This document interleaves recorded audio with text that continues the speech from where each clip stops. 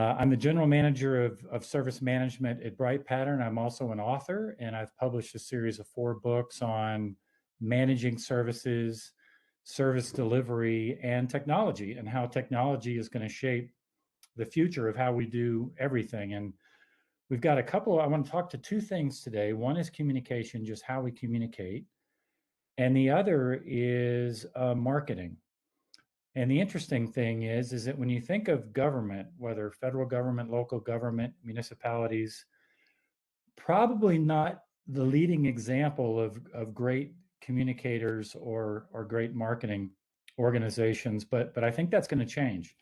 And I'll talk more, not about mechanically how we do that, but I want to talk about more of a strategy for how we are going to communicate differently in the future, how we communicate better, and how we can market. So let's go to the next slide. Thank you, Nicole, for your assistance here. All right, let's go one beyond that.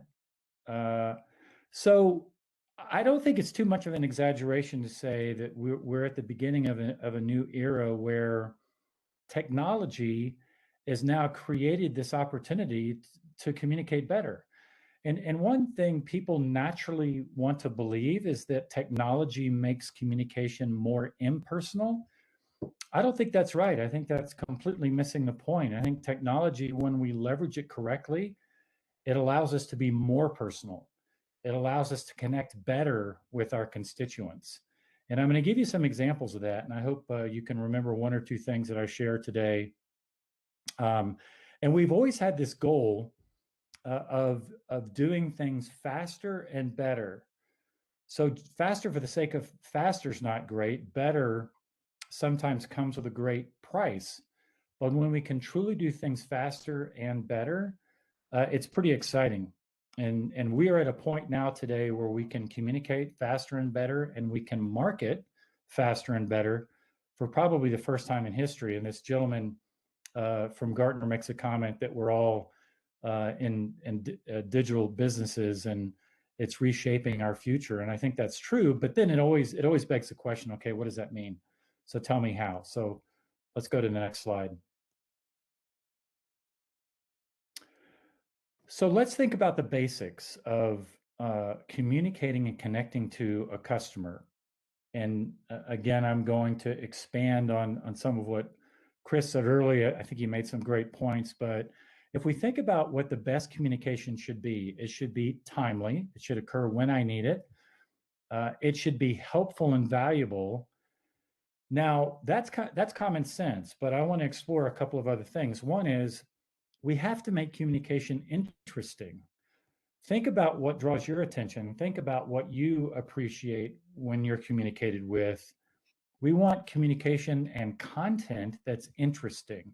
And we don't always focus on that, especially when we're doing marketing and digital communications. We tend to be fast and unidirectional. I'll expand on that in just a minute. And then I'm going to use this word surprising. A little surprising, something that raises an eyebrow, something that gets our attention, something that makes us pause and think, wow, that's pretty cool. And that's doable. It's possible. We just have to give that a little bit of thought. We just have to plan for it. And I would challenge everybody to think about, if you are communicating with a constituent, if you're communicating in any forum, what can you do that might be a little interesting? What are you doing that might be a little surprising? It makes a huge difference. Okay, let's go to the next view here. And so I put out this idea of strive to surprise, and it's not just about what we need. So when we communicate, we need to deliver information that is needed to our constituents. But in some cases, we need to provide information that people don't even know they need yet. It needs to be personal. And what that gets to is we have to build a relationship. And again, just because we're communicating digitally, just because we're using these new tools, these amazing new tools we have, we're not walking away from our responsibility to be personal. We're not walking away from a responsibility to establish a relationship. That relationship is everything. And yes, it takes a little bit of work. It takes a little bit of planning. It takes a commitment, but we have to build that relationship. Oh, and by the way, if we're doing this, why not have a little bit of fun with it? How can we have a little fun? How can we, take this idea of interesting and this idea of surprising and make it fun? People tap into people's passions, tap into what's happening in the world today, tap into what's going to shape our life in the next year or two, and ultimately, how can we share information? And again, I know this is not in the traditional model, but we're all in this to improve our quality of life. How can we help other people improve their quality of life? And we can achieve all these things together.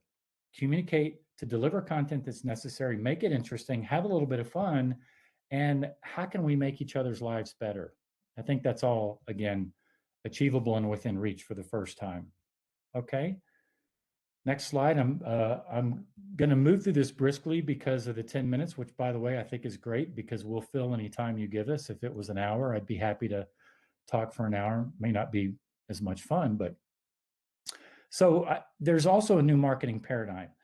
And marketing traditionally has been, and even today continues to be to some degree, a one direction blast. We blast out information and then we wash our hands and we move on.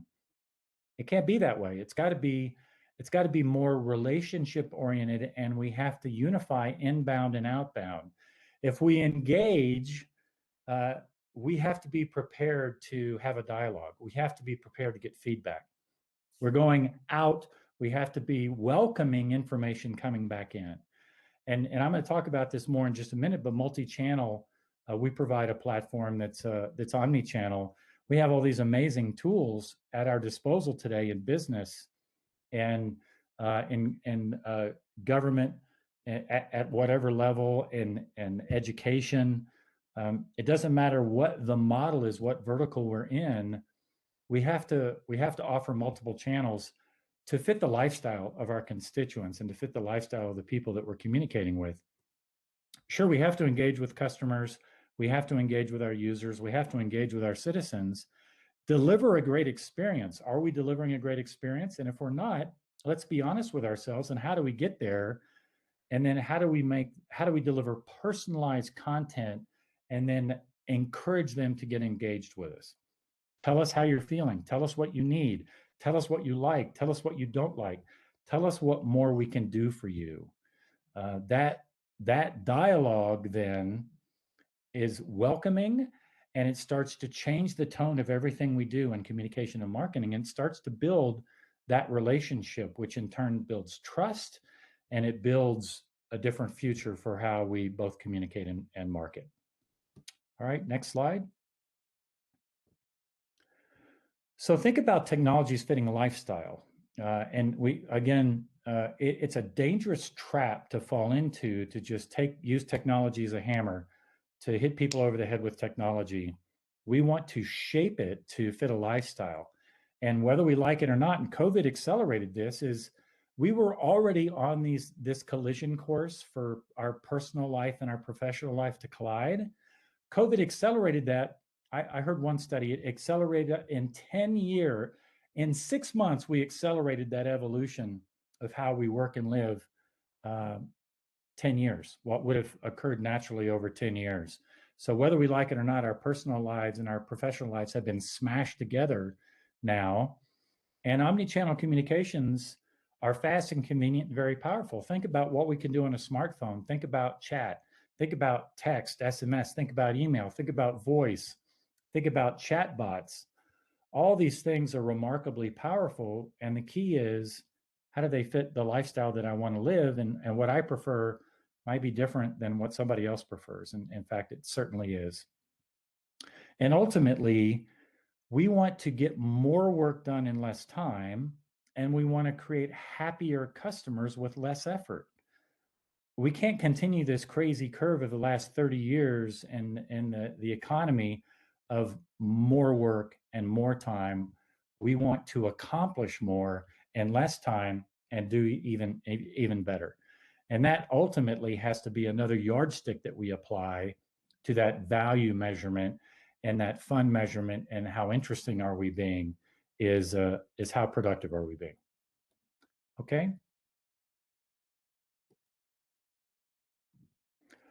So one thing that we provide is we provide these capabilities to help you achieve all of this. And Bright Pattern has omni-channel capability. It's a traditional contact center solution, but it's about leveraging the channels that I talked about, leveraging the technology that I talked about, including AI, powering some of these channels with AI, so you can achieve what we've talked about more easily, more effectively, more efficiently, and begin to get to, by having this technology, by having these digital capabilities, how can I achieve what's really important? Because the technology itself, again, isn't what it's all about.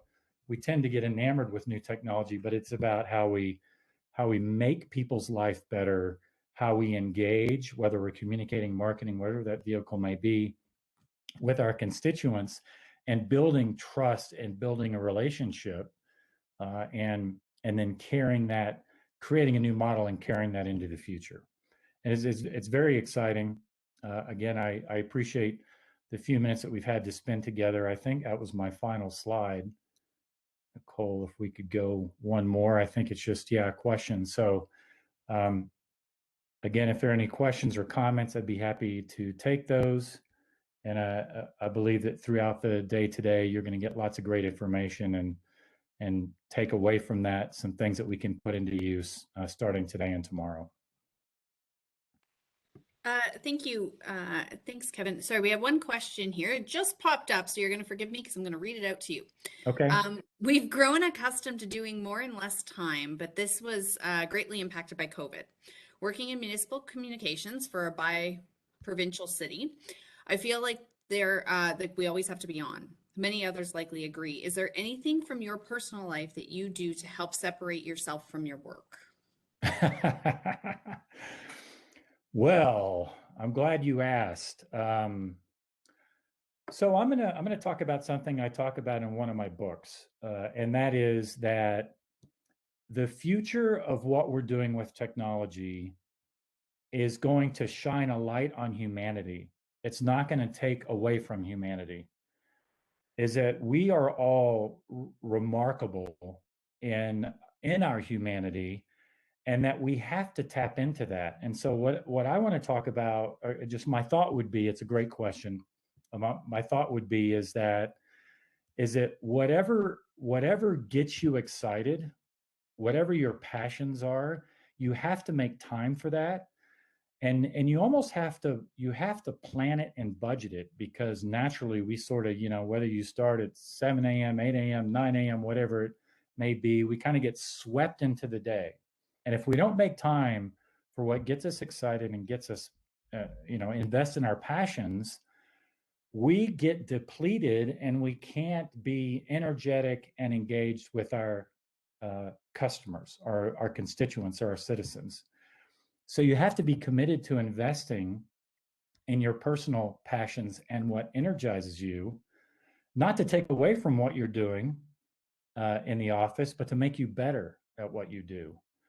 And so we're investing in that personal side so we could be better on our professional side.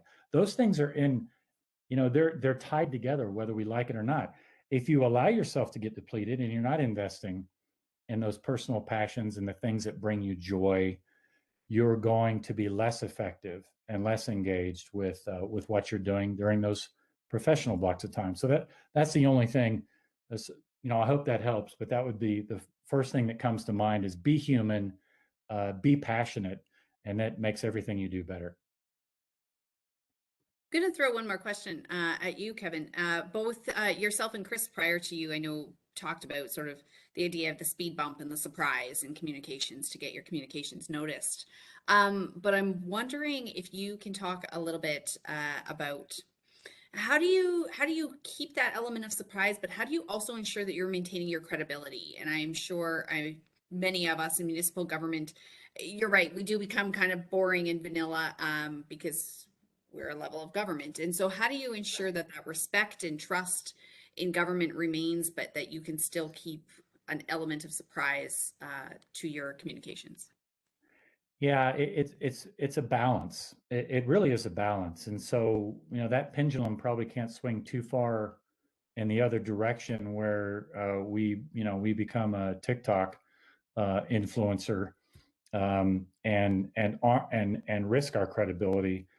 But it is about balance. And having said that, if it's 100% dry, standard governmental content, we're not bringing that level of surprise or interest into what we're doing. And so I just think of it, as a sprinkle. What we want to really provide is just a sprinkle of interest, a sprinkle of personal, a sprinkle of something fun, and we're keeping the high majority of our content focused, and professional and on point. But look for ways to introduce just a little bit of spice, a little bit of what might be interesting. And I'll give you an example. I saw this. I think there's always these interesting issues coming to citizens, whether it's a moose running through downtown, or whether it's a bear that was in the trash bin. Just a little bit of that, sharing what's happening in life, what's happening in our environment, can make a difference. It's just it could just be a few seconds, but we do have to keep the focus on being trustworthy and being professional.